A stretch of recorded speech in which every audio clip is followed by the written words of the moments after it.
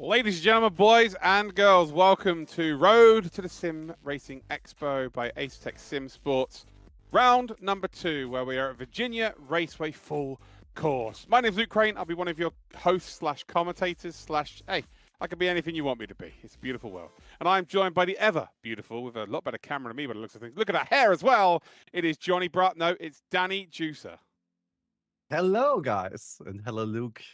We just had 2 days apart, and now we see us again. Oh, I will be honest, amazing. mate. It's not enough time apart. It was great being with you last week, but by God, it was no, it's fine. It was a great week in Gamescom, but we're back for SimRacing Expo duties. Tell by the shirt. Look at that, the smaller shirt that I'm wearing these days. But yeah, round number 1, 2 races we had. It was frantic, it was ridiculous, and we had 2 championship leaders from the Pro and the Am. Aaron Vasquez being one of them, and Tim Billiker being the other for the Ams, coming out on top. But 4 different race winners. It was a pretty good week. Yeah, the races were amazing. I think we foreshadowed already a bit before the race that it's going to be chaotic. Not remembering now all the war stories about the first race, but it was crashy at first. But the second race was very clean, actually, and a lot of great drivers were pulling up into the front. I think I remembered Victor Eilemann taking 29 positions in race 2. So I'm very, very curious to see what's happening today in the USA. Yeah, 100%. Again, it was a case of if you kept your race clean and you were quite far back, you would make up some good spots. But if you qualified well, you were out in front and you pretty much had a lot easier task, considering there's 50 cars on such tight and twisty circuits, especially like a circuit today. We are at Virginia Raceway, so let's have a very quick look at the circuit here in terms of we're going to be panning over and talk about it. So it's it's one of those tracks, Danny, where it's a driver's paradise in terms of getting the best out of the race circuit. In terms of racing, there are some areas for overtaking as well, with some long, big straights from turn 6 all the way up to turn 10. It is pretty much flat out. We've also got from turn 12 into the Madison Avenue chicane, and then out of that into turn 14, where it's flat out as well, where there are plenty of overtaking opportunities, but very much a driver's circuit. Yeah, it's just a driver's circus. I would call it like a small notch life, a small green hell. It is challenging with every single car combination you can drive, actually. No matter slow cars, high downforce cars, prototypes. Prototypes actually crazy. And this is a very great race circuit for IMSA. A lot of amazing races. So we have a lot of good racing on our hands, I think, today. Yeah, 100%. And I can tell you now, whenever this whenever this track comes up on the schedule on iRacing, whether it be the rookies, D, C, B, or indeed even A license, the grids are always stacked. There's plenty of splits for each time slot. Right, let's have a look at the standings then for the championship, so you know who exactly to be watching out for. So Aaron Vasquez leads the way. He's on 72 points. He's only 4 points clear of Alessandro Porta. Porta, who seemed very quick over 1 lap, but quite kind of flew under the radar a touch, to be honest, in race number 1. But race 2 managed to get a race victory, finds himself in second. And then Pinter Jombi is in 3rd spot. The gap between Diogo Faria and Jombi is only 8 points, but that is your front 3. So as it stands, those 3 drivers would make it to Dortmund in October 17th to the 19th. If you haven't already got your tickets, by the way, you should get your Sim Expo tickets so you can come and say hello to me and buy me a beer. Right, let's check out the AM standings then as well. So on the AM standings, we've got Tim Bieliker, who currently leads the way. A bit of a bigger gap here, though. He's on 93 points. He is actually 26 clear of Aaron Cook. Aaron Cook, who between the rounds actually raced in some Legends racing as well, which was fun to see some of that content on social media. And then we have Matthew Collin, who had a very good first race by being our first ever AM winner, but then the second race only managed to get himself 14 points. But that is your top 3. Gap between 3rd and 4th is only 1 point. So in the AMs, it is very tight indeed. So super exciting. Let's have a look at the circuit then, and we're going to have a little look at a lap of our circuit. And do you know what, Danny? I'll let you take us for this one. Thank you very much. Since I drove the lap, we're coming here to the front straight, which is actually quite fast. The car is not too good on the brakes since we heavily rely on the street ABS. So going into turn 1 in the horseshoe, you brake around like 400, 300 meters. Oh, feet. And then it's very, very important to stay within the line here to get the best exit, since the car, especially in qualifying, starts with tire temperature on the rear. So it's get very, very loose on the exit, especially here. You need to take all the run area outside of the corner here and going into the NASCAR bend into the left hook, and then corner 5A and 6, which is actually crazy to drive because the rear wants to step out all the time. So you need to manage the throttle, but also you need to make sure that you get to 7, 8, and 10 like the best possible run. Because you believe it or not, this is actually an overtaking opportunity here. High danger, obviously high caution to maintain the overtake, but you can do it. You could possibly just go into the inside, and the other driver needs to play with you again or be friendly enough to let you pass. And now we come into the epic oak tree, which is named after the tree which was like always standing here on the right side, but was actually disassembled. And the most important part probably on the track here for the overtake is the exit of oak tree, to make sure you get the best possible slipstream to make at least one position up. And also now the braking area is very, very interesting. Since it's going uphill, you can really manage to get the fullest out of the brakes and the tires. While you're going in the hardest braking zone, you need to shift the car to the left and then very early to the right. Get a good exit. Again, you see you can really stomp the throttle to go into the last part of the corner or track. It's a roller coaster in here, and it's just really, the name fits perfectly onto the track. Make sure that you get the best exit out of here. The car wants to step out again to the front straight, and maybe you can line up another overtake. The lap times will be possibly for the best drivers around 157 high to 158 low. Perfectly done there by Danny the Juicer Gooser. So yes, that is a lap here of the Virginia International Raceway. It's the full layout, minus the Madison Avenue chicane along the back straight, so even more of an overtaking opportunity. But the places you're looking for the moves to be made here today, down in towards turn number 1 into the horseshoe, probably up in towards turn 11. Maybe you could set it up through turn number 10, and then maybe on the exit of turn 12, then you can set it up down in towards turn number 14. I guess it would be technically turn number 13 minus the chicane along that back straight. And there's maybe an opportunity if you can set it up through 16 into 17, which is called hog pen, and then make the move along the start finish straight again to potentially set it up for turn 1 once again. So that is indeed Virginia International Raceway. Danny, I think it's almost time, isn't it? It is almost time to get out there. We get the first laps in. Well, there we go. We are already on our first laps. We've still got 10 minutes left of this qualifying session. And it's Matt Caruana who sets the pace. 57.9. I think we're going to go a little bit lower than that. But Matt Caruana has effectively taken both of his drop races, hasn't he? Because he got 0 points in the first 2 rounds. And he's one of the favourites to win this championship, to be honest. So, yeah, he needs a big race week here. If he has any kind of altercation with anybody, then he's in trouble, right? Like, the drop rounds are fantastic, but if you take them really early, you cannot afford a mistake for the next 4 races. Indeed, and also the competition is very high. As we last time talked about, that many drivers actually conserve their chances by going a bit more passive through the grid.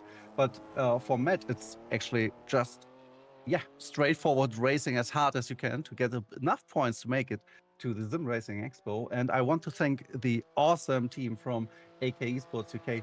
Since we improved a bit the tower on the left, now you have the differentiation between pro red numbers and white, the AMs with white numbers. I'm not going to give credit to the whole AK team. I'm just going to give it to Tom. Let's not bring Steve and Mike into this. They don't deserve the credit. It's all on Tom. Okay, yeah, it's indeed, and I would be also quite questionable when you need 3 people to change colors, right? But we are going back to Matt. He will give us another lap. I expect it going to be faster, since the car has only 3 laps of tire life, and the second and third is probably the peak of the tire, and the drivers actually prepare for that. So let's see what the lap was, and he couldn't improve. No, but David Toth has. So David Toth. Well, no, Caruana did improve, actually. He improved by about 2.5 hundredths of a second. But then you've got David Toth, who's gone a little bit faster, 6 thousandths of a second faster, to be exact, as Pala moves himself up into a provisional pole of 157.8. And we're seeing a lot more of the pro drivers at the sharp end this time. It was very mixed last time out. As Khan moves up into 4th position. But yeah, it was a little bit more mixed last time out. But this time, the top 9 are all pro cars. Indeed. But to be honest, when we look down to place 20, oh, that Ryan was taking another turn. Where we're Maybe, going, we don't need roads. yeah, he wanted to go to the Jungle Book, probably. But what I wanted to say is, still in the top 20, we have a lot of AM drivers. But as you're right, I think for the pro drivers, it's way not easier, I would say, but they are more used to the track since they're long-standing iRacing drivers and have a lot of experience between all the different car classes. And not to put it that way, but the car is very delicate to drive. And last time around, we even had the half number of corners to Virginia. So more corners, more possibilities to mess it up or to get not possibly the best braking point. Yeah. No, 100%. I will clarify that I've just received a message. Can't say what it says, but I can tell you Steve is definitely watching. Pala is on pole position, 157.816, half a tenth of a second then clear of David Toft. Caruana is 6 thousandths further back in third position. Khan then is a further 3 hundredths back. I'm just realizing it's gaps between individual drivers there. Then 3 hundredths further back then is Vasquez, and I guess over the course of the top sort of 5, it's about 2, well, there we go, perfect. 1/10 of a second, just over 1/10 of a second in terms of, well, top 15, it's about 6/10 of a second. Across the line, we're about to go then for Handgraf. And is Stein Handgraf going to improve and move themselves up the order? P17 then for Stein Handgraf, about just shy of 7/10 of a second off the pace. And the times are not going to be as close as last time out. Maybe the top times will be, but in terms of the fastest to the slowest driver, there will be a bigger gap because it's a longer circuit. It's a more technical circuit than last time. As Aaron Vasquez produces our first 57.7. And he's done a 57.7.9 or 7.90. Pala now into second position. And Vasquez, who is the Pro Championship leader, well, he is doing exactly what he did last time out. Very fast indeed. Yes, and actually we are missing someone from the first race, right? Our first race winner. Where is he in the standings? Alessandro Porter? Yes. Yeah, where is Alessandro Porter? Has he not put a lap time? Is he waiting to the end of the session? There's still 6 minutes to go. Oh, they're on a lap as well. now. Is still not driving or still not replicate a lap, which is not without an incident. Sven Olahase as well, Jarno Koch as well. Like many of the pro drivers, where we expected to end up at the sharp end of the grid, are still missing a lap. That's actually curious.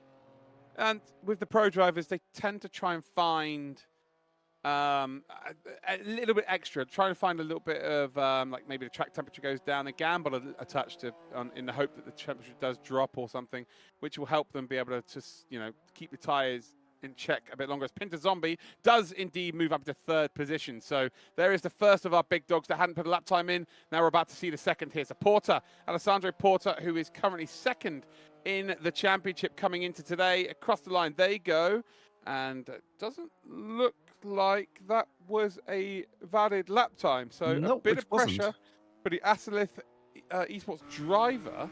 And yeah, again, with the drop rounds, that's, hold on, is that an old Williams? I think, to be honest, Porter doesn't have any lap anymore. Oh, it's a Michael Schumacher helmet there. I just realised it was either one of two. It was either when Williams had that really random red car for a season, or it was the Michael Schumacher helmet there, and it's the Michael Schumacher one there. But yeah, a bit of pressure now for the Italian, Alessandro Porter, in a little bit of trouble, I would say. Yeah, indeed. The lifetime he shows he has finished already 3 laps, but I guess that's with the out lap. So now it counts. That's probably his last attempt to get any place in the top 50. Oh, Jarno Koch moves up into second spot. Sorry to cut over you there, Danny. But all of our big dogs, apart from Porter, have now put a lap time in. Let's talk about some of the AMs as well. We have got Franson, who is the lead AM driver right now. He is in 12th position. Even we've got Mikalev in second spot. Mikalev was the #1 seed coming into this. Did not have a good time in the first round of races. Only got 12 points and finds himself well down the order. But again, every single driver out of the 6 races have indeed got 2 drop races from those 6. So only 4 races will count towards their score. So it's not all done and dusted for Mikalev, but very similarly to what we saw with Matt Caruana, the 4 races pretty much have to be perfect. Yeah. Oh, Peter Jombi. It's getting very, very tight in front. Yeah, it is. It is just tight as a tortoise right now. And I don't even know what that saying means. But right now, Jean-B has moved up to second spot, exactly the same time there as Jarno Koch.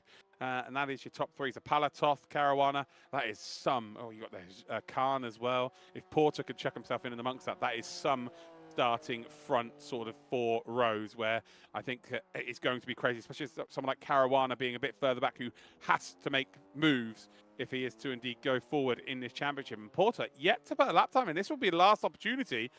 Yeah, Porter is in some serious trouble here. Just keeps 1xing by the looks of things. Yeah, and another great name in iRacing is actually also missing a lap. Sven Haase is still missing.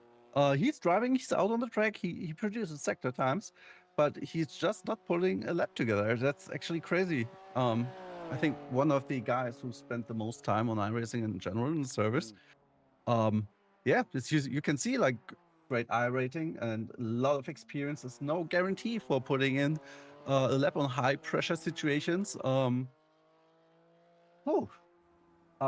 actually expected that he would show his true talent in that car, especially because it's a driver car, a driver track.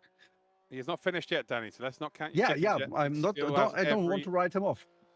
Still has every opportunity of making his way up, and Sven Hasse, the reason why he's so low is because his second race of round 1 was not very good. And there we go, Sven Hasse does move up into 7th. So he's in a bit of a different position to the likes of Caruana and Ryan Mikalev, where they've taken their drop rounds because they got 0 points of both of them. Sven Hasse got 37 points in race number 1, so that's a good score. So yeah, effectively he's only taken 1 drop round if he is to have 4 or even 3 good, decent races to end this championship. So Sven Hasse is, still in that potential position, and we won't know fully who goes through until, obviously race 4 finishes. But then we have to work out the drop round scores and stuff like that. So yeah, it's going to be some ending to the championship. We're on board though with Porter, and Porter under some severe pressure because if he does not get a lap time in this time, it will be from the back of the grid. Alessandro Porter then across the line, one of the top pro drivers. He's P31. Has he improved? That is it. P31 for Alessandro Porter. And while sometimes a track just does not agree with a driver, and the Virginia International Raceway seems to be that track for Porter. Yeah, that's actually very, very sad, to be honest, for him. It makes whole of the championship way, way harder right now, since we only have 2 race evenings left. But anyway, he will have the skills and the experience to make this race important and turn around, since Victor Eilemann showed last time around you can gain 29 places in one race. It's not impossible, only the chances are very, very small. And from now, what I can see on the live time, we have every driver back to the pit lane. Well, they are preparing for the race. They actually gave us as feedback the race setup looks way more easy to drive compared to the qualifying setup. It was a bit delicate, the qualifying setup, because we wanted to make really the setup for the drivers. And Luke, please roll the grid. Front row then, Aaron Vasquez, Pinto Jean-B. We then got Jarno Koch and Balazs Pala as your second row. David Toth, Matt Caruana. We then got Sven Ola Hasse and Zane Khan. Gergo Gaja and Luis Pelique as your top 10. We then have Marcel Marox, Victor Eilemann, followed by Connor Franson, Diogo Faria. Ryan Mikalev and Leon Menin make up your 8th row. Then got Adnan Grozdanic and Miroslav Svoboda. Adam Mizaros and Jonas Hofstadter are your top 10 rows. Stein Hangraf and Matthew Collin make up 21st and 22nd. Karolis Mezkalis, who's got the lollipop livery, joins Wojtek Dvorak on the 12th row of the grid. Then we've got Andrea Dalla and Tim Belika as your 25th and 26th drivers. Tim Belika is the championship leader in the AM, so that is crazy to see him that far down. Leon Harhoff and Kenzie van der Werken are your 14th row. Then got Joao Chino, Capillo, Make Lampert as your 29th and 30th drivers. 31st then is Alessandro Porter. Big shock considering he is second in the Pro Championship. Florian Horvath then is in 32nd. Gasper Marak and Tobias Kruken are 33rd and 34th. We've then got Cody Cosford and Tauno Oromets as your top 36. John Enlund and Amar Dizdarovic are in 37th and 38th. Then we've got Giuseppe Cataldo and Aaron Cook rounding out your 20 top rows. Harun Sejubach, and we've got Samuel Kremers as first and 42nd. Then we've got Alexi Cavero and Hamza Parla, rounding out your 44 drivers, all confirmed for today's grid. Danny, 44 cars around one of the most narrow circuits you ever likely to see. It's a very British circuit considering it's in America. This should be fun to watch. Exactly. There's a lot of green to go off, but the good thing with green is you can come back to finish your race or getting positions back. We got an update from Absolute Motorsport SLF. So Alexander Porter was actually flying back from the vacation directly into his rig and couldn't train. So yeah, he's going onto all right, onto cool. his first sighting laps probably. Maybe he should have used that plane in the qualifying lap then, I guess. We got Sprints, Profit, hello guys, Barmy, Cara Lee, we've got Red Fox, Kelsey, Baffridge. How you doing guys watching over on Twitch? I don't know if you've got any hellos to say, Danny, before we go racing here. Actually, no, scrap that. No time, we go racing. Yeah, we go racing here indeed. So Vasquez did ask in the chat, what's the rules in terms of the race start? Well, if you read them, that would have helped, but yeah, here we are. But yeah, basically it is like iRacing at splits. You can go when the leader goes, effectively, and the green lights will appear. So Aaron Vasquez, being the pole sitter, will be able to go whenever he wants, but he cannot pass the pace car.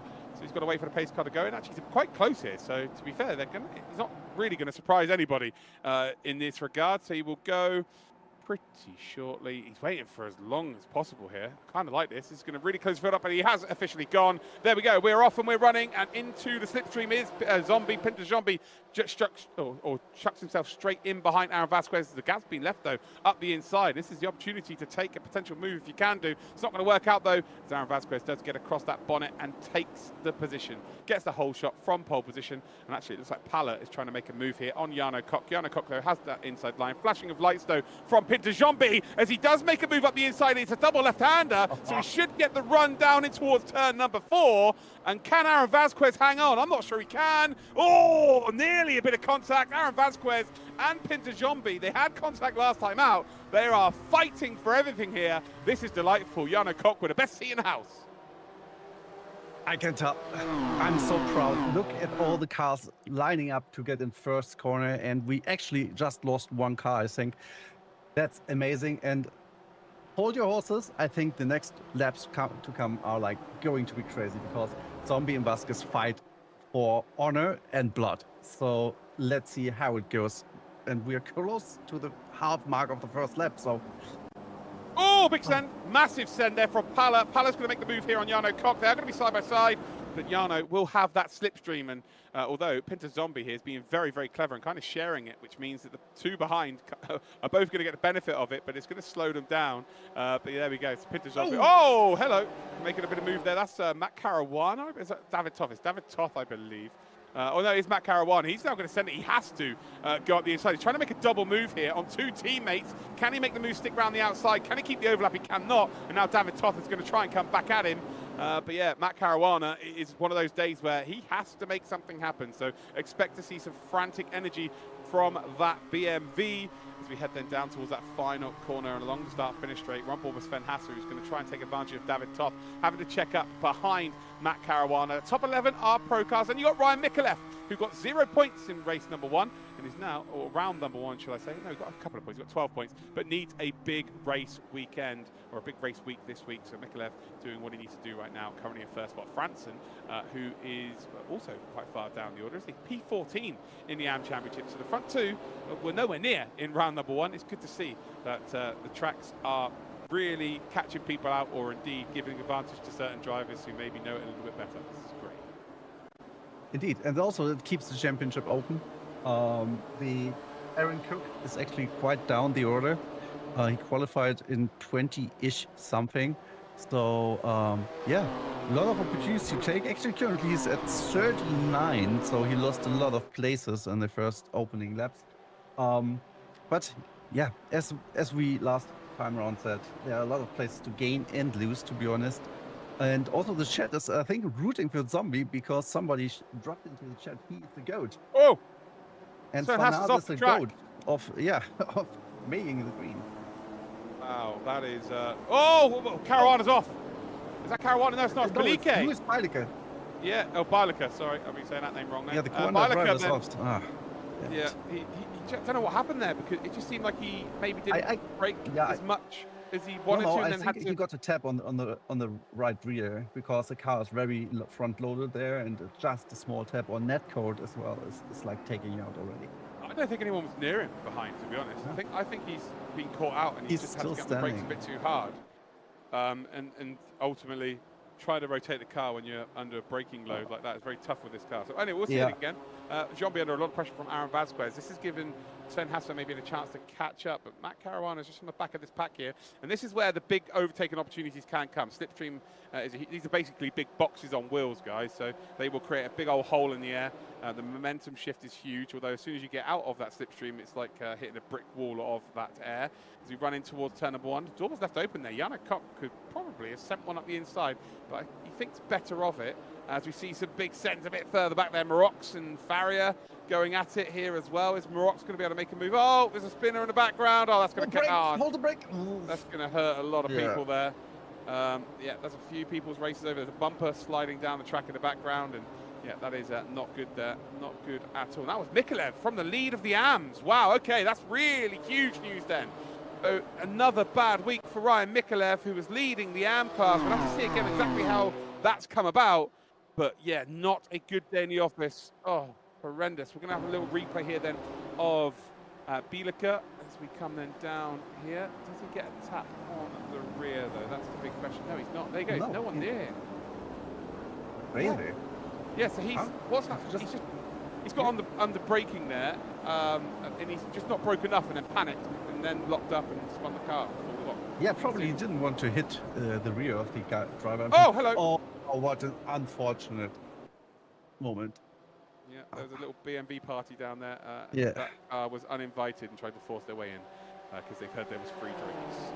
We're about to see a potential move there. Jean-B trying to keep hold of the lead of this race. The only reason I say that, Danny, about that spin is because I'm such an expert at doing that exact spin in any car. So, yeah, if anyone's got experience of spinning, it's me. Oh, Sven Hasse has dropped down. Sven Hasse is dropping down the order. So's Khan. There's been a big incident then in the battle for the lead of the second group. That is not good then. So Sven Hasse is all the way down the order. He's already had one bad race, so this second bad race will not be favourable. Again, I'm sure we'll see a replay of that as well. But yeah, Hasse and Khan both dropped in the order. Khan had a bad week 1 as well, didn't he? Yeah, he managed to only get 8 points in race number 2. Oh, into the pits over Hasse. It's a meatball. Yeah, not a good championship so far. Regarding the meatball, I wanted just to throw in, we still have the 17 incident. Oh, here we go. So we're about to see. Oh, hello. Ooh. Well, there's a little bit of contact there between the two of. Oh dear. Oh, wow. So, yeah, that happened. I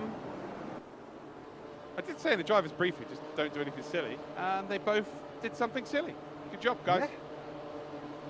Fantastic. Maybe you need to put down a PowerPoint presentation for that. I'll do that to the expo, but I'm not sure any of those two will be there. So, yeah, not good. Oh, okay, cool. I killed the conversation. No worries. Right. No. I just had to brief because I didn't know what I should throw in, and in the ring you said everything, man. But it looks like, I mean, we had only 2 drivers from the AM class in the top 20. And now currently, since the pros are killing each other, the AM coming back. So I think that's a story to be told over all of the season, that if you maintain like a very passive, aggressive driving style, you can still make it always into a good position overall, even if you're not like 7, 8, 9, 10K driver. Here we go then. We've got Mikolev under pressure from Harhoff. Harhoff is going to look to try and get. Oh, he backs out of it. I tell you what, there's being passive, and then there's being too passive. Oh, Marox is off as well. Oh dear, that's a very sick looking BMW, and I don't mean down when a kid's sick. I'm not sure what's happened there, but Marox now drops down the order. So we're just seeing a lot of mistakes here, and with this championship, Danny, only 3 drivers make it through to the Expo, right? So it just is pressure. If you're outside that top 3, I think if you're outside the top 5, you've got to fight to be in that top 5 every single race. Otherwise, you're just, just in serious trouble. Yeah, we made the stakes very high, obviously, with only top 3 from AM and Pro qualify. But nonetheless, we give out prize money for the top 10 of both categories. So even if you don't make it to Expo, you can still probably get some money back and make yeah, your name for yourself. I think actually the best part of the series is racing against pros, and AM can make a name for himself, like showing, look, we are not ending up in the same races and special events, but still I can show you a bit around the track when I have a Beam M2. Yeah, fingers crossed. So hopefully we get to see, well, that's literally about to say, we're about to see a replay of Nicola. Here it is. Oh, ambitious. Oh, no. So what happened to that? Did Marox have a slowdown? And then Mikolev, oh, it's just messy, isn't it? It just, yeah. Oh, good God. So I think he was braking, just too much. Yeah, just the ABS so was having vacation. I think that there was a slowdown on the outside, and he tried to avoid it. Yeah. So yeah, absolutely phenomenal. Just in my chat, by the way, shout out to Sealander Has, who's just gone absolutely nuts in there. So thank you, mate. You're an absolute legend. Yeah, ridiculous from yeah, well, not ridiculous. Marox is off the driving line there, and Mikolev just couldn't avoid that. I just think that's more unfortunate than anything. Yeah, in the end, the track is very narrow, and if somebody goes over the track and coming back, the chances to hit him is, yeah, 9 out of 10. So that's just the product of PC. Currently, P1 until P6 are actually checked out. They made the Marc Marquez and Peter Zombie Vasquez are actually, they're still fighting, but I think they put some thought into not fighting each corner, so they can actually get some kind of gap to P3, even it's half a second. Better half a second in the end, since going back to P3, 4, 5, 6. From the perspective, the track temperature is actually staying static, so I think the tires won't be a problem. So we can expect fully hard racing until the end, and people pushing flat out. And we see that in the fight for the AM lead between Hofstetter and Manin, which actually is quite interesting, because I always think about, what is the leader of AM thinking? Is he thinking about defending or just targeting the car in front? Because it helps you to get rid of the sort of, man, I need to defend, I need to look into my mirrors. Look, since your I rating would belong into the AM class, what would you do? So I'm looking at the gap behind Dalla. Oh, well, Jarno, oh, it's a big one. Oh, that is not good. And Jarno Koch was P3. He was P3 in this race and needing a big result. And wow, they're just dropping like flies now. They are dropping like flies, and Grosdanic is going to move up. Farry is going to move up. Majaros is going to move up. Hofstadter needs to keep himself out of trouble here. But yeah, if you're Manin, you're P4 in the championship. In terms of everybody else who's managed to get big points, they're nowhere near right now. So you're in a really good spot. If you're in a championship, you should have done your homework before this and realised who you need to be beating and who you need to be around. So yeah, I don't think you need to do anything too crazy. But for Manin, I think you're looking at the car behind, and now you've got 2 pro cars between you. If they do start to get fruity, let them go, because there's a 1.6 second gap between the next AM car and them. And if you fight, then that could bring them back into play. If you let them go, you still got that 1.6 second. We're about to see the Caruana and Jarno Koch incident. Oh, that's already heavy rubbing. Yeah, and he doesn't, he doesn't like the medicine. Jarno's used all the track there, and it still wasn't enough for Caruana. Caruana's then just squeezed too far out wide. That's just poor, I'm afraid. You can make your move on the inside. I think Jarno Koch's driven really well there, and actually driven like there was 2 cars there. Yeah, totally. Caruana. Oh, that's a lot of work for our Stewart's team. Yeah, it's actually unfortunate, since Caruana had to take opportunities, and this is obviously not taking opportunities. That's just like probably going straight into manufacturing prison. Yeah, which is something that you can do, but ultimately it can cost you big time. Again, you see, if you're Manning, I'd just let him go. Just let him go. Don't get involved. No need to get involved. That's perfectly done by Man in there. And then you've got Hofstadter, who I imagine will do exactly the same. Stay on board with this. I imagine Hofstadter is going to give the widest of berths here and not be interested in getting involved, because they would have seen all of the melee of the 2 incidents that we've seen actually with Caruana in this race, and they will not want anything to do with it. Although he's not quite close enough here, so actually Hofstadter will probably stay ahead until they get up towards sort of turn number 1. He will go through roller coasters, in individual fashion. But yeah, Hofstadter will be looking in his rearview mirror and driving with his rearview mirror a little bit here, thinking, just go. I don't want anything to do with you. I'm leading the AM class. That's all I need to do here. I say Hofstadter comes into this down at P13 in the championship, 18 points from race 1, 0 from race 2.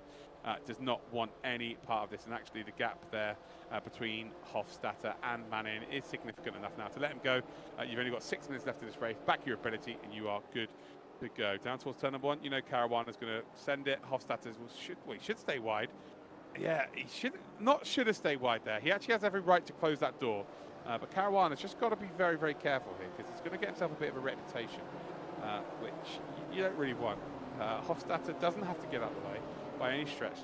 They are all in the same race. If you are a faster car, you've got to get it done safe. Indeed, and also, I mean, you need to respect the drivers that are competing from the first race on. They have, yeah, it sounds hard, but way more to lose. Because they built like already championship points, and it isn't your fight to pick. It's an AM driver, you're a pro, no need to bump them out or make unnecessary mistakes. And yeah, but Caruana's got to do this. He's got to try and move up the order, because you can see that group disappearing in front of him. It's Hofstadter here just have to play it really, really cleverly, just not get involved in anybody else's incidents. To be honest, again, it's a real tough situation. He's run wide here, so there should be a bit of a free opportunity for Caruana up the hill down towards turn number 13. But yeah, Hofstadter's just in that really, really precarious position where it's not really his fault where he is, but you just need to let them get on with it and you do your own race. Exactly, and when we talk about the people in front, actually Bala made a lot of ground up. He was 8/10 back behind the leading pack, and now he's only 2. So I think that's worthwhile watching. And let's see how Vasquez and Zombie, whether they join forces right now and push each other, or going to fight. And I guess it's the latter of that. Oh. And Vasquez is going for the lead.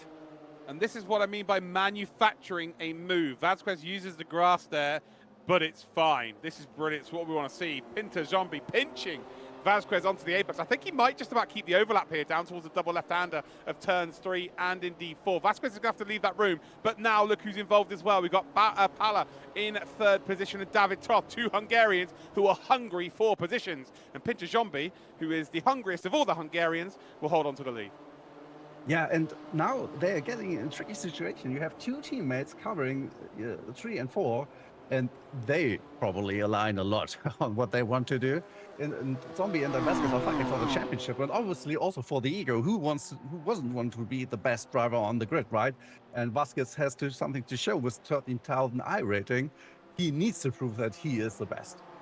Yeah, look, there are 2 drivers in this group that have to make moves, right? The 2 cars in the background, 3rd and 4th, have to make moves. As Vasquez sends one round the outside. Again, this is only going to hurt, I think, the front 2. Just no real opportunity to make that stick around the outside. They just don't have enough aero to get the car stopped, to be honest, on the high side. But, he's lost a lot of time there trying to do that. But the 2 cars behind, they're the hungriest, because right now, David Toth is only in 12th position in this championship. And then in terms of Pala, I don't believe Pala raced in race number 1, did he? Was he away? Pretty sure he was away. So yeah, Pala right now. Yeah. So Pala has not raced, I don't think. So this is, the 2 drop rounds by not being there have been taken. So those 2 have got everything to gain by getting involved in this. So they cannot afford to not be going out there winning, coming 2nd, 3rd, or 4th. So yeah, it's weighing up the pros and the cons here. Do you absolutely go for it? Well, I think we're going to have 2 more laps remaining once they cross the line. Yeah, it will be 2 more laps remaining. Are you going to be conservative about this and just take 3rd and 4th? Or, knowing that Zombie and Vasquez are currently in that top 3, as we go up towards turn number 1 again, Vasquez is going to go round the outside. It will not work this time for the 2nd time around. Zombie is just about going to hang on. I think considering who P1 and P2 are right now, Pala and Toth have to make the move here. They cannot afford to stay behind this. And as Vasquez is making this very easy for them to keep up here. Pala has got to try and find that gap as he goes up towards turn number 4. Oh, there's contact there between Giambi and Vasquez. Vasquez backs out of it and realizes that he made a bit of an error there. But that comes from Pala making a late lunge and a late bit of defense there from Vasquez. Both of them were kind of on the limit. And, well, Giambi was nearly an innocent bystander in the wall. Oh, wow. Yeah, but it also shows the class of all the drivers involved. Like, basically, they wanted to go through 3 wide through the 4th corner, and there was still like contact, but everybody was kind enough to give space and then let the other people like get back to racing. And Vasquez actually backed out. He could overtake Zombie in that case, but he backed out to not make a big send. Big send. Yes. Pala looking to make this move stick now. He has got side by side. He's going to take the slipstream. And Giambi's got to be clever here. He's got to split the slipstream 50-50. Move across the circuit left and right. So they're both going to gain a little bit of an advantage, but not the full advantage. Giambi might have put himself in a position here where he cannot lose this race. Now we're going to get a nudge from Toth in the background to Pala. Pala's going to have the outside line initially, but if he can keep the overlap, we'll have the inside line for the main part of the roller coaster section. But I tell you what, Vasquez has kept it in. That's brilliant from Vasquez. He had no help whatsoever. Holds on to that P2. P2 is a good result for Vasquez. Right now, Pala and Toth have to get ahead of him. Pinter Giambi has just watched it in his rearview mirror going, all right, boys, you crack on. I'll drive off into the distance. 1 lap to go. I'll take the checker flag. No dramas whatsoever. Will be our 3rd different winner of 3 races as well, if it is to finish like this. Oh, actually, it is just checkered flag. Okay, yeah. So it is a race win then for Pinter Giambi, although we still have 18 seconds left on the clock, so that's confusing. But yeah, Pinter Giambi does become our 3rd different race winner from 3. Vasquez does hold on to 2nd. Brilliant bit of defense from him. Toth and Pala, they tried their hardest. Didn't quite work out, and all is fair in love and war. Gajner in 5th, Grosdanic in 6th, Faria 7th. Matt Caruana does finish in 8th in the end. Hofstadter will take the victory in the AM. Menin will finish in 2nd, and Menin, realistically, out of all of the top AM drivers, is the only driver that was at the sharp end. Like, everyone else was so far back. We've got Svoboda, who's in the chat during the race on Discord, so that tells you all that needs to tell you. So Menin has put himself in a massive position here with that result. But yeah, a really, really interesting set of circumstances. Indeed, and also it goes great lengths to see like Hofstadter finishing actually within the top 10. And for the drivers, so I made a mistake last time and promised something we didn't do. So the racing numbers you can see is actually 1 is for pro and 2, or 100 numbers are for pro and 200 numbers are for AM. And the number afterwards shows actually the qualifying position of the respective driver. And Hofstadter was actually to the far end of the AM drivers qualifying and now finished in 9th overall. That's really, really an amazing effort. And as somebody already put up in the chat, Aaron Koch made up 16 positions. I think we just need to give out beers for the best drivers, or the drivers getting the most positions in one race for the Expo. That's crazy effort, and yeah, shows what people can actually achieve through a race where they are a bit more passive, putting a bit more thoughts in. And I'm very delighted for the 1st race. And please don't go anywhere. The 2nd race is coming up soon. So we will roll probably the results shortly. And Luke, what is your opinion on the general race? I'm just waiting for you to finish, Danny, to be fair. My thoughts on that was an absolute wild race. Here are the pro results then. Pinter Giambi finishes in 1st, Aaron Vasquez in 2nd. Pinter Giambi under some severe pressure from Vasquez, and the racing those two produced was what we want to see. It was hard, but absolutely fair. Pala and Toth, both teammates, were battling hard to try and get involved with the front 2. Ultimately, it just did not work out because Vasquez, once he realized that actually he needed to be looking behind more than so than in front, he defended valiantly, and Pala and Toth were not able to take advantage. I thought there was going to be one more lap, but the checkered flag came out early. Grosdanic finishes in 5th, Diego Faria in 6th, Caruana in 7th. Then you've got Mejaros in 8th, Marcel Marox in 9th, and rolling out your top 10, it's Jarno Koch from 3rd position, battling with Matt Caruana. Both of them took each other out. Yeah, a very unfortunate turn of events. Alessandro Porta in 11th position, and considering he was 2nd in the championship coming into today, that is not a race result he would have wanted.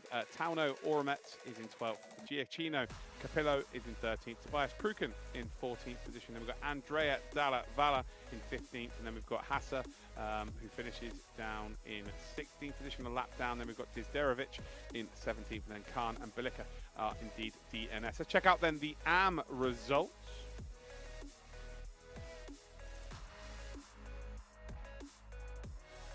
Pan shot in the background, and as if by magic, there we go. So Jonas Hofstadter, just to again to put into context what the numbers mean, if they have a number 2 in front of their number, that means that they are in the AM class, and if they have a number 1, they are in the Pro class. And then the number after that, so Jonas Hofstadter is number 2, and then 19. He was the 19th seeded driver, so I guess it's a bit of an oxymoron calling him one of the slower drivers, considering they're all fast, but he was one of the lower seeds. Leon Manin finishes in 2nd, then we've got Connor Franson in 3rd position. Karolis Mezkalis finishes in 4th. Ryan Mikalev in 5th, which is a good recovery considering he was 1st and got completely taken out.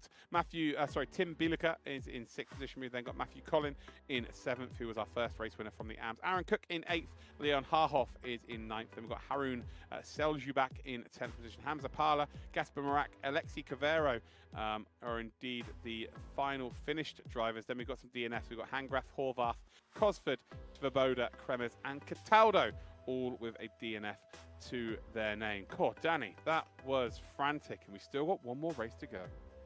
Indeed, and I'm saying a lot indeed today, but I can't disagree with you.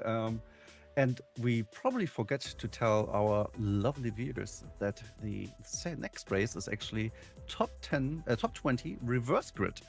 So we still have the fortunate situation again that our AM drivers are stacked into the front, and the pro drivers need to wrestle through the grid. And I just wanted to thank all the people in the chat that are cheering actually for their drivers. So Aaron Cook has a lot of friends and fans in here, as well as Mesikillis. It's really, really cool to see, to be honest, that people are rooting for their drivers and giving them the shout in the chat. I think that's way underestimated. And from my person, when I used to watch back the chat when I was driving back in the days when TV was black and white, I love to see that people mention my name in the chat. So yeah, just please, all the viewers, if you have a friend or you're a fan of someone, drop it into the chat. They will like that. They will appreciate that. Thank you very much. Yeah, when Danny used to race, they used to have to write the chat on the inside of a cave. So yeah, long time ago. Yeah, but yeah, you're right. Were literally. My favourite part of SimRacing is that as well, actually, when I do broadcast and commentary, to see people supporting their friends, family, or maybe just a community member, a team member, it's good. And I can tell you now, as when you compete as well, knowing there's a couple of people out there cheering you on is very much valued. Anyway, on to race number 2. Like Danny has just said, top 10 reversed for this one. So that means that Aaron Vasquez and Pinta Zombie will have to start from 10th and 9th position, and then you've got Toth as well and Pala. So those guys are going to be going from 10th spot, which was a little bit easier, I'd say, at the previous circuit. But around here, Danny, it is tight and twisty and technical. This will be a big challenge. Yeah, the challenge is massive. But in the end, it doesn't matter, to be honest, right? You just need to be in front of your other pro mates. And you're always like correcting me because I'm not the professional host and commentator here. But I think still Gamescom is within our bones, and it's actually top 20 will be reserved. I understand that because we wanted actually to go full reverse grid, but the drivers made the point that's probably too crazy for whole of the racing. So we agreed with the drivers that we do top 20 it is. And to be honest, if I would stand now on the grid and like being in front of the championship and I know I need to finish in front again, and there are a lot of people that don't want to let me Here we go then. It's time for we see it right now. So Danny, yeah, first of all, I did did know it's 20, but I just didn't want to throw you under the bus, mate. I was going to Thank you, figure man. that out once we got the race started, but thank you for explaining. So Alessandro Porter and Jarno Koch then first and indeed second. Matthew Collin and Tim Bielaka are indeed... How would you say that? Well, you said it really nicely. Bielaka. Bielaka, perfect. So Tim Bielaka are third and fourth. We then got Marcel Marox and Wojtek Dvorak as your fifth and sixth driver. Ryan Mikalev and Adam Majaros are seventh and eighth. We then Karolis Mezkalis and Connor Franson, Leon Manin and Jonas Hofstadter, Matt Caruana and Diogo Faria. They've got Adnan Grozdanich and Gergo Gaja, David Toth and Balash Pala, Aaron Vasquez and Pinter Jombi, P1 and P2 from the first race, starting down in 19th and 20th. That is going to be fireworks. Then you've got Kenzie van der Werken, who's the youngest driver on the grid, right behind two of the favourites. That might be interesting there. Tauno Oromets is your 22nd driver. So we're off and we're about to race here, guys. I'm not quick enough with the names, unfortunately. But yeah, Van der Werken is right behind two of the fastest drivers in the world in his first ever esports competition. So what can he learn? What can he pick up from those drivers in front? Here we go, round the final few corners we will go. And the pace car's quite a lot further up the road here. So Porter has decided that he wants to take the reins of this race. So expect him to go around the final corner here, just to try and catch as many people out as he possibly can. So we're heading then through the roller coaster down towards the final corner. And I imagine he goes now, to be honest. We're about to see him go. It should be soon, like 5 seconds, within 5 seconds. Yeah, well, you think you'd go a lot early because he's let the pace car go a lot further ahead. He's trying to catch everyone out here. Is he going to wait? He's going to wait long as well. He's actually going to wait as long as we saw in the first race. We are off and we are running. No, he still hasn't gone. So he's really waiting. I think he's just waiting for the green. So he's just decided, you know what, I'm going to wait for the green. There we go. We're off. I say green. We're waiting for the reds. Across the line we go, and it's race number 2. Race 4 of the championship of 6. So we are now officially over the halfway point, down towards turn number 1. It's 4 wide. They are fanning out everywhere down towards turn number 1. Oh, that isn't good. That is not good. Marox. Yeah, oh, that's going to have caused an absolute meltdown with a lot of cars in the background. We'll get figured out as to exactly what happened there. We'll have to see a replay. But that is a case of someone just missed their braking point, and there's a very innocent car on the outside. Porter gets a very good start. Marox, Colin, Bielaka, Mikalev, they all got through pretty nicely. Looks like Pala is dropping down the order as well, which is not good. Aaron Vasquez, 14th position. Where is Pinter Jombi? We saw this last time. Pinter Jombi took his time to get through the pack. Vasquez kind of forced his way through the pack a little bit more, but ultimately they ended up at the same part of the racetrack at the end of the race. So good two different ways of going by it. But this is going to be a whole different kettle of fish because this is a very tough race. As we see, oh dear, that's not good. That is not good. Oh my good lord, good. That, yeah, Aaron Vasquez will probably have a slowdown penalty for that, I would imagine. But yeah, he uses all of the track and just a little bit more, getting his money's worth. Yeah, and also put some crazy drifts onto display. I think the zombie is actually already on P15, so it's a bit further in the back, but still manageable to get into the front. And I think the driver who went out of turn 1 directly into someone else was Sainar Khan, because he is, I think, already back to the pits. So yeah, not good. Well, we'll see. We will see a replay. We're going to confirm. Porter currently leads there by 0.2 of a second. We've got Colin in third spot right now. Colin comes into this as the P3 in the AM Championship. Pretty sure he will still be in the top 3 actually after race number 1 today. We then got Meskalis, who is in the lollipop car as I call it, but he very much told us exactly what that meant today. It's to do with the Lithuanian colours, of course, as we see a potential move then down towards turn number 1, a little bit of a bump, then moves out to the outside, and again we've not seen a move stick around the outside here today, and we're not going to see it this time around either. So what he's trying to do there, he's trying to go round up the outside, hope that Porter just outbrakes himself ever so slightly and leaves that door open through the right-hander, and then he can send it up the inside, but going to work out. Oh, here we go. We're going to see a replay of Matthew Collin at turn number 1. So here we go then. So they go. Off we go. And as you can see, it is the car on the right-hand side at P4 currently. And they're just going to miss their braking point. Oh, yeah. No. Yeah, that is... Oh, that's not going to be taking it too kindly to those kind of actions. yeah, totally. And it's just probably also down the fact that some people are not racing that car at all. And as we already mentioned earlier, the car has ABS, but it's not very good. So if you're going to brake late, you end up probably diving someone unintentionally and crashing them out. Semi-automatic braking system. Semi-automatic. Yeah, semi-automatic braking system. I will say one thing there. It's very clear that Colin hasn't done that intentionally, because he's quite simply outbroken himself. We've all done it, some more than most, me. But yeah, it's just very, very unfortunate. As Majaris has made a move on Dvorak. We're running then down the back straight here, up in towards turn number 13, into the entry in towards roller coaster, and there is a change for the lead. Zenson Marox has got that lead from Porter. These two battling out to be, well, Alessandro Porter right now, needing a big result here, to be fair. And with Aaron Vasquez being down in P11, a big chance to get some big points. And we saw that last week. Porter was the race 2 specialist because he did that last time. The reverse grid, he got a P1.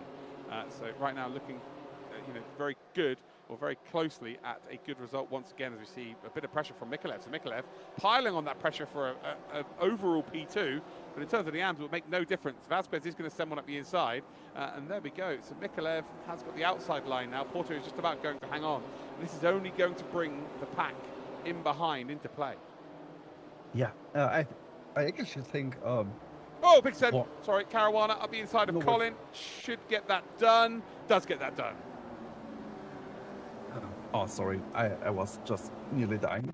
I think actually Porter left some room at the back straight to get just a pole from Marocas to maybe get ahead of the competition and just agree on just pulling away, which is obviously always more appreciated than fighting to death in the early stage of the race. But as soon as they will start to battle, I think Vasquez will have a big smile from one year to another one, as well like Zombie and Pada, because they need battles throughout the grid to make positions fast before the other ones go in too long distance to maybe don't reach them at all anymore. But that's a discussion for in 10 minutes, I guess, and we can still enjoy a lot of hard racing. Just wanted to say that Jonas Hofstetter actually dropped a lot of places last lap. I think he got spun halfway around, but recovers now places again. And yeah, Vasquez is out for overtaking. And oh dear! Oh no! Oh, that's close. Oh, that's unbelievable from Vasquez, to be fair. I'm Yeah. the first one to give him stick, because he took me out once in a truck race. But that was impressive there, because he saw Grosdanic go off the track, knew that if he doesn't get on the brakes there, he's getting taken out. Then had to avoid the purple car coming back on. Sometimes you just got to tip your hat. That was very impressive. Yeah, that was 2 code browns nearly in 1 second. So he really managed that. And goes to show how good he is actually, and actually probably not need to concentrate on his driving at all, and has his eye in his mirrors, which is always very, very good. And we see still the Hungarian team is like very, very good in driving together and lining up overtakes. Sorry, Mikolev has gone up to P2. Oh no, he's not. He's dropped down. Oh god. He's going into a wall. He was in P2. He isn't anymore. He's down in P11. Oh god, they're rejoining. And yeah, I'll tell you now, it doesn't matter how fast a car might have been at the start of the race. If you see a car going slower, these drivers just see blood and will try and take them on. And we're seeing that now from Pala. So Pala's just trying to get ahead as soon as possible. Porter, is dropped behind Matt Caruana. Caruana, who needs a big race result today. It seems like he's going to get there, as we see Mezglis is dropping down. Oh, Dvorak dropping down. Frampton making a move. So we're about to see a replay of exactly what's happened here. So what has happened here? He makes the move. He's going to go round the outside of it. Oh, yeah, it's a bit harsh, isn't it? Oh, you know what? He got the treatment. He got the treatment. Gave a little nudge there. It's tough. It's tough, Danny, to really say is that beyond the limit. But ultimately, the other car, Porter, has to rejoin the track at some point. And yeah, if you totally. are, if you've over, it's still AM against pro. I don't get the sentiment on trying to dive a pro like beyond any opportunity. Yeah, no, I agree. It's one of those there where Mikolev has really sent Porter, but you know he has to expect Porter to rejoin the track. It's not like he can just then disappear on the exit of the corner. So Yeah, it was a little bit of 6 of one and half a dozen the other, maybe 5 of one and 7 of the other from Mikolev's side. Mr. Jughead, the numbers are in red for pro, so if they've got a 1 at the start of the name, they're pro. And if they've got a number 2 at the start of the name, it is a am driver. So there's 2 separate championships during this, 50 points down to 0 points for each class. So right now, Colin is getting 50 points, and so is Maroc, but for their respective class of car. We're on board with Dvorak then, in behind Grozdanic. And again, drivers such as Majaros, Vasquez, who's gone up 12 positions, by the way, or 11. Grozdanic are just keeping themselves out of trouble. Pinta-Jombi, well, Pinta-Jombi is dropping down the order now. Oh, no. Oh, dear. What's happened here? That doesn't look good. Oh, no. Mikolev getting involved again. Again, we'll see a replay of that. Now they're both going to be sitting Pinta-Jombi, who was looking good for a very good result here. It is not going to work out. And again, look at this. They sense blood. Oh, no. Oh, dear. That doesn't look good, to be honest. No, that does not look good at all. And who is that? Hofstadter? Yeah, that's Hofstadter. And I really don't hope Mikolev was again involved in that. We'd have to see. Do you know what? The first one we need to just see. The second one I need to see from the chase cam of Mikolev. That's what I need from that. Because that's the only way we're going to see exactly how that went down. But ultimately, it was very messy. Yeah. Wasn't actually very, very nice to see. And we still have the lollipop car in within a reach. No. And I just want to give credit to... Oh, thank you. Thank you very much. Aaron Vasquez is like, you're going to run wide? Yeah, copy that. I'm coming through. You've got also Mescalis who's like, yeah, cheers. I'll have a little bit of that action. Oh, God. Talk about licking the lollipop and sending it. Nearly worked out for Mescalis. And he's just going to hold firm. And I think he might be under a bit of pressure from Franson and Grozdanic. Sorry about that, Danny. Christ, that's No worries. I have too many references right now about licking the lollipop and racing. So I'm sorry. You need to take on for a second.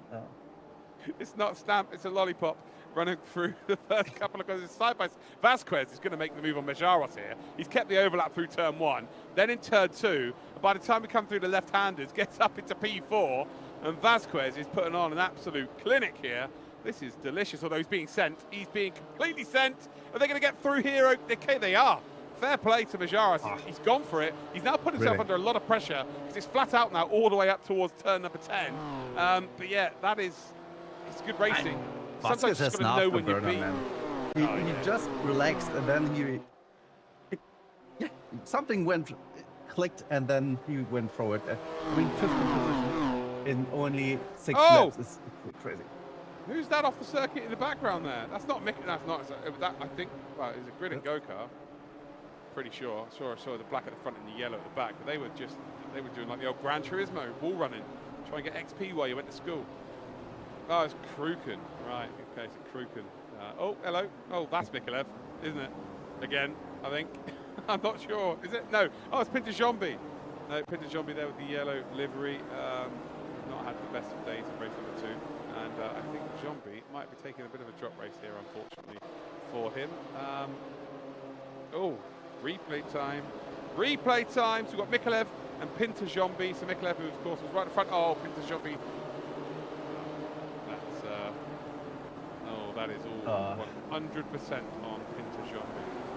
There's another BMW Let's behind see him. about the rejoin, because other cars were killed in there. Oh, yeah. We're about to see some absolute shenanigans happen here. So, cars Zombie going right. has yellow. You can't do that. You can't press. To be fair, I think the white car's just driven across Mikolev's bonnet there. Yeah, I think that as well, but you can't also squeeze off the other ones which have more speed than you to the grass. That's technical term, Danny, that was not very good. Thank you for that technical term. Give me a second, I write that down for the next team meeting. And 4-letter word beginning with S. Super. Oh, Caruana's off. Yeah, Caruana is also off now. Mescalis in behind him. So Caruana was battling for, I think he was second. I think he was battling with Porter, you know. So that he was third. Yeah, he was. I think there's going to be another replay very shortly, chat. I really do. That's really time traveling right now. Yeah, this is just a little bit. It's almost like the last day of school or something, where they're all burning their ties and stuff. Not good. Oh no, he's just dropped on his own. Oh, he's in the grass. Oh yes. That's never good. Oh God.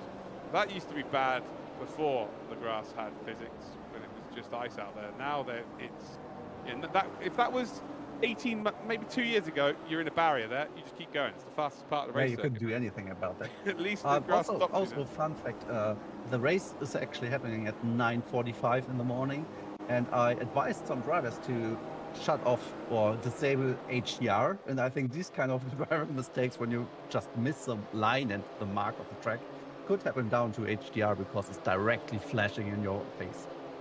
Yeah. But yeah. No one likes to be directly flashed in the face. I can tell you that right now from experience. Gaja then trying to make a move on Toth as we run in towards the roller coaster. They're very close here. It's going to be tight. You can't hold it around the outside here, surely. No, there we go. Gaja is going to say, my corner. Thank you. Have a good time. And Gaja will hold on. And the Hungarians are really fighting today. A bit of a flash of the lights there. Not sure that's going to do too much as we go a bit further up then. So we've got Colin and, no, who are we on board with here? Yeah, Pala. It's Pala and Colin. Yeah, Pala and Colin. Dvorak's trying to make a move as well, a bit further back. Grosdanic and Dvorak. Grosdanic is going to retake the position. And I think we're going to see Mezcalis go, yeah, I'm going to come through as well. Still licking that lollipop. Still sending it side by side between the two of them. Are we going to see these two get through? They're okay. Well, nearly. They're okay. Yeah, they're fine. Finally. Yeah, just a little high five. Just a shout out to some drivers. So Sven Hase actually gained 20 places so far. Victor Eilemann again, last race around, last time 29, today 19, Pala 11, and yeah, Vasquez is a story for his own. 16, and probably he tries to reach the top 2 as well. He has only 2 laps to go for that. Yeah, let's see what he can actually, whether he can do some magic. Yeah. We will find that out, that's for sure. So there's Vasquez looking to move his way up into P2. Will not catch up to the leader. I very much doubt this. I don't think so. Morok actually checked out. He made the Marc Marquez. If there's no fight, goodbye. See you soon on the podium. 4 seconds is a big lead. Porter here will probably not fight this too much. No, Porter just wants to finish on the podium. Yeah, look. Yeah, perfect. Yeah, Farrier's nowhere near. Jumpy's all the way down the order, so this is a really good opportunity. It's just about managing the last couple of laps for him. Exactly that. You've got Farrier here who's just made a move on Eilemann, but again, this doesn't make any difference. He's not gaining any points in terms of his championship. That's just him overtaking another. Yeah, Eilemann's. Oh, sorry. The numbers are not just red. Yeah. So there you go. So Eilemann, that is a good position actually to take then for Farrier. So he gains himself a position there in terms of points. Grosdanic is just battling with Colin. These two are just having the most hellacious battle in all of sim racing history. Down towards turn number 1 they will go. Colin will try and hold it around the outside, and yet again we've never seen that work today. It will not work this time around. So Grosdanic finally keeping hold of that P8, and it looks like he's got a full car's length to work. Yeah, and Morok is on the last lap for him, I guess. And 2 more. So our amazing team behind the scenes said we have 2 more. Just one mention, Tim Barlick actually had a lot of bad luck in the first couple of laps, but recovered to place 14. He was currently leading the AM championship, so I hope for him there's enough points to make that lead stick. So yeah, AM looks like very, very mixed bag today. A lot of new faces in front, which is always every time appreciated. And let's see how Kurana is actually taking the last couple of laps. Pala and Grosdanic are still bumper to bumper, and maybe they're gonna send it. The Hungarian team is actually very, very good in sending it into an oak tree, but for now he's just saving it. I think he's laying more foundation on the exit of the corner to make probably ascend down into, is it turn 14? Yes, turn 14. 14 and 14A down towards roller coaster. Matt Caruana then just trying to keep hold of this position. Franson ahead of him is an AM driver, but again, not really close enough to fight. It's nice to see that, you know, apart from Morok's, 2nd, 3rd, 4th, and 5th are within, what, 2 seconds of each other? Like, ridiculous stuff. And they're still fighting for position. We're on board now with David Toth, Sven Hase up the inside. Hase should make that stick. They're quite far down the order. Like, these are not the points that these two drivers would have expected coming into today. Yeah, totally. And for Hase, it's really, to be honest, so far the championship a bit on a downward trend. He had never had the chance to finish within very good results we actually used for him. So still, the battle with Kurana and Pala is on, and actually Connor Franson is safe on P5. He has 3.4 seconds gap to the P6, and I don't think that he will fight with P4 anyway, since it's a pro driver. I'm sorry. So that's the battle we have on hand here with Pala and Kurana, and probably Grostanik is any. And yeah, Pala is showing him with himself in the mirror, but yeah, Kurana is not taking any doubt of that and any notice. So he will push in front, and now a little small gap is pulling up. Oh, hello. David Toss. Yeah, David Toth becoming a very expensive law. Oh, we're off the circuit again here as well. Oh no. Oh, there. Oh no, it's big. It's huge. David Toth. Yeah, quickly see that again. Again, we're seeing very experienced sim racers drive like me, which is never good. I mean, you still finished in front of Max Verstappen in the Formula 4 race. I just want to point that out. Very true. So now you have evidence, and we get replay. Yeah, so he gets nudged off there, which is a little bit unfair. And then the rejoin, well, he runs wide, and then, oh, yeah, little bit of netcode there, but I'm sorry, the rejoin's awful. The rejoins, you've still put jeopardy in the other driver by driving across the track from the grass. Here we go. Find a couple of corners though from Maroc. It's been a very good race from Maroc. Obviously there was a mistake at the start from Colin, which really opened up the door for Maroc to get up into second position. Then did make the move for the lead on Porter and has not looked back since. Congratulations though to Maroc with his first race victory of the season. 4 different winners from 4 races. Vasquez will finish in second from 20th on the grid. No, sorry, from 19th on the grid, no less. Porter finishes in third, Majaras then in fourth. Franson is your lead driver from the AMS, and where was Franson coming into today? 14th in the championship. That is our 4th different winner in the AMS as well. So that's brilliant, right? We've had 4 still a race to the finish was very close. Yeah, 4 different winners. 9,000ths of a second. So it's really crazy stuff. But I will say one thing: today we've seen the good, the bad, and the extremely ugly. And actually from some of our better drivers. Yeah. I guess your thoughts, Danny. Go on, give us your thoughts, mate. My thoughts are way over all the place. I would love to say it was indeed a total awesome race, but then we have, as you said, the good, the bad, and the ugly. Here's the grid to roll with you because I'm not good with names, and then we get the interviews afterwards.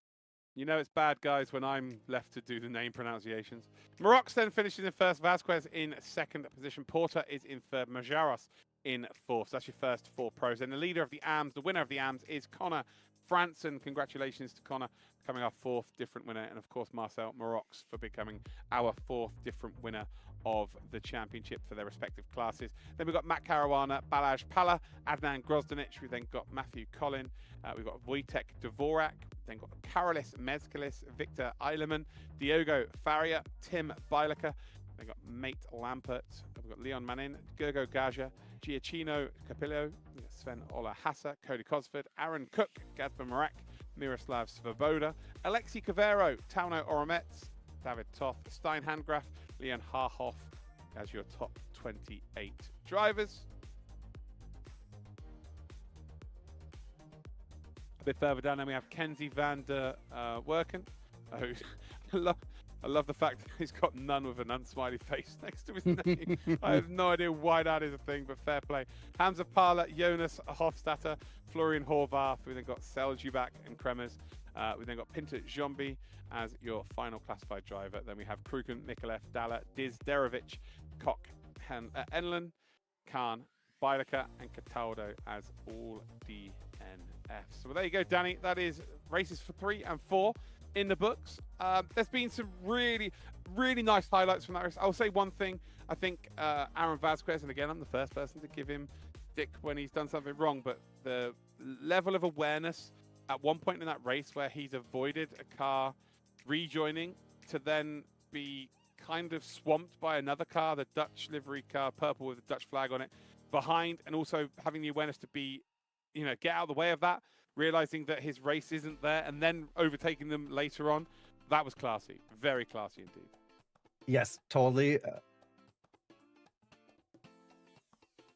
Yes, totally. And to be honest, if you see some drivers often finishing within the top 10, it's not just luck. It's strategy, it's common sense, and it's in race intelligence. And I think that's going to prove after this round when we see the results. Obviously, sometimes drivers are ending up in crashes, not by their own. We saw that in first race that the car spun across the track and was directly standing in the racing line from 5-6 cars. So it got took out probably 2 or 3. But in the end, as you said, the level of awareness and racecraft from Aaron Vasquez is up to his 13,000 I rating and was really, really good. It was so easy to make a mistake in that place. And we also saw other drivers like Connor Franzen, who actually finished in P5 overall as AM driver. So that goes also to a testament that you just need to read the race and actually react on that accordingly, which is actually... That puts a smile to my face because I have big sympathy for the AM drivers. As we saw in the first couple of laps or in the last race as well, when they went onto Discord and were like, oh, fuck. We are on the grid with these kind of amazing drivers that I only see from race sport or on racing streams and the top split. And now they are driving among them. It's a really awesome development and yeah. Wonderful stuff. Right, let's bring Connor Franzen into the to the booth then. Have a little chat with Connor. So the 4th different winner we've had so far this season in the AM class. Congratulations, Connor. You must be feeling over the moon. Hello? Hello. Did you hear what I said? Out. Wait a second. He's coming back in a second. Oh, he's gone. Well, wonderful. There we go. I think Connor's back. Hello. Hello, Connor. Hey. Well, congratulations on becoming our 4th different winner of the AM season. You must be feeling pretty good. First of all, where did you finish in the first race today in the AM class? I can't remember. I would say something like P3. So effectively, if you continue to perform like this, your drop rounds will be race 1 and 2. So you're in a pretty good position. Yeah, I'm really proud of myself. So, Connor, did you put everything on one card and just trained Virginia, since we always use just the base tracks of iRacing, which are for free? And many drivers actually recommended to use a track which is wider for better racing. Or how did you prepare for the race? Because, I mean, finishing 3rd and 2nd in AM and also in top 10 overall is an amazing effort. Yeah, I drove a lot of M2 normal rookie races to master my racecraft a little bit more in the M2 because that's not optimal for me. And luckily it's Virginia, like this week's M2 rookies. Yeah, who could have thought, right?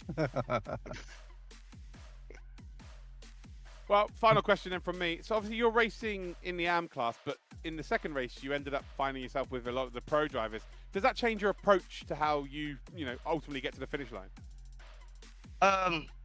Yeah, actually yes, because I can follow their lines, I can learn from them, learn to race with them, and yeah, I learn a lot. Perfect, short and sweet from Jonas. Yeah, yes. I guess we're paying him by the word today. No, congratulations, mate, on your win, and hopefully that luck continues for you rest of the season. Thank you. Right, here we go. We've also got our second, the winner from the first AM race. AM. Yeah. It didn't go well in the second race, unfortunately for Jonas. We did see him facing the wrong way. But a winner all the same. Congratulations, Jonas. You must be feeling bittersweet, obviously, because of the second race, but well done for the first one. Yeah, thank you. I didn't think I was going to win when I entered this championship. But yeah, it was a nice first race. I got very lucky on some spinners and avoided them quite good, and then I kept P2 behind on the last few laps, and yeah, kept it together. I did no mistakes, but in the second race, unfortunately, I made a mistake, and then I was at the back, and yeah, then I had a crash. And yeah, but I'm really happy to get this opportunity, and yeah, so I'm happy. Yeah, that's amazing, Jonas. And as I guess you're a German fellow, do you want to say something in German to your family, friends, people watching? To give some greetings? No, but it's my first championship, so I'm really happy to win in only my first competitive race. Oh, that's amazing, man. Congrats. We didn't know about that's like your first championship and then like already taking the stakes so high. So Yeah, our dream is also to race at Team Redline at some point in my career. So Never heard of him. I knew you were going to say that. Well, continue doing that, Jonas, Yeah. and keep improving, and then maybe we'll one day see you on a Wild Wednesday taking one of the other drivers out on Team Redline. Congratulations, mate. Enjoy the rest of your preparation for the final 2 rounds, and again, like I said to your fellow AM driver, hopefully the luck stays with you and you continue to perform at the level you're performing at. yeah, nice evening. See you all. Take Thank care, you very mate. much for racing, man. Right, let's bring in a winner from race. Oh, we're going to bring in from race 2. So we've got Marcel Marox, who will be joining us now. A little bit tough at the start of the race there, Marcel. And then you were probably watching from your rear view mirror thinking, you guys can keep fighting like that. I'm going to drive away. Bye-bye. Yeah, I was happy at every fight that happened. Yeah, but the first race, it was chaotic for me. I got taken out 2 times, so yeah, I was disappointed after that, but winning the second race was phenomenal. I'm really happy right now. Yeah, I mean, it takes a lot of mental strength actually to come back after being taken out twice and then, yeah, actually win the second race in such a commanding fashion. You just waited some bit and then you took the chance for Porter and, yeah, you went off in good old fashion. Yeah, thank you. I prepared for fighting all the race, but I didn't have to in the second, so yeah, I was like, just go to the finish line and then it's done. Well, heading into the final 2 races, obviously in the first race you got 22 points of the championship. You got 37 points for race 2. Today, race 1, let's pretend it didn't happen. And then race 3, you obviously got a race win. What do you believe you need to do in the final 2 races to make it to the Expo? I think I will do that to finish P3 or P19 to win the second race. I will try that again. So that will be my second drop race. Perfect. Well, he's just given away his whole strategy. So any of the drivers watching, yeah, there you go. Now you know what Marox is going to be up to. No, congratulations, mate. Really, really chuffed for you. Maybe we'll see you at the Expo Yeah, really in a few great weeks' race, time, man. mate. Thank you. That is it. We're not going to be speaking to Pinter Jombi. He's decided he's going to have an early beer, I guess, to celebrate the race number 1. Or he's gone to check out the repair bill for his car from race number 2. I guess the second one. There's going to be a lot of numbers in that for sure. Danny, any final thoughts from you, mate? No, it was a perfect evening, to be honest. For the racers, probably not so much at some point, but we as the commentators and the viewers, we have the fun to laugh and chat about that and discuss the actions. So we got what we hoped for, and I leave the last words for you, man. Perfect. Well, thank you for watching, guys. That is race number 3 and 4 in the books. We've got 2 more to go in the online section of the championship, and then we head to the Expo in October, 17th to the 19th. You need to get your tickets now, guys, because I can tell you now, it's pretty exciting. The numbers are looking very good. There's going to be a lot of people at the Expo this year. There's a lot last year. I can tell you right now, there's a lot more this year. My God. So yeah, get your tickets. Come and say hello to me and Danny at the Expo. Plenty of stuff to be looking at in terms of new hardware, new software, lots of stage entertainment. There are going to be functions happening outside of the Expo in the evenings as well. You can also create your own meetups with your own friends and make it a big event that you go to yearly. So I'm excited to see you all there for that. So yeah, head to simracingexpo.de. Thank you to AK, of course, for helping behind the scenes. Thank you to our partners of STech, SimSports and Traction. And a special thank you to Danny, who has been the eye candy of today's stream. Together with you, we're getting more eye candy than ever before in all of 11 years, man. Perfect. Right, there we go. We'll leave on that there. For the last 11 years, I provide more eye candy. Lovely. Perfect. Right, we'll see you next time, guys, for round 3 of the Road to the Sim Racing Expo by Atec Sim Sports.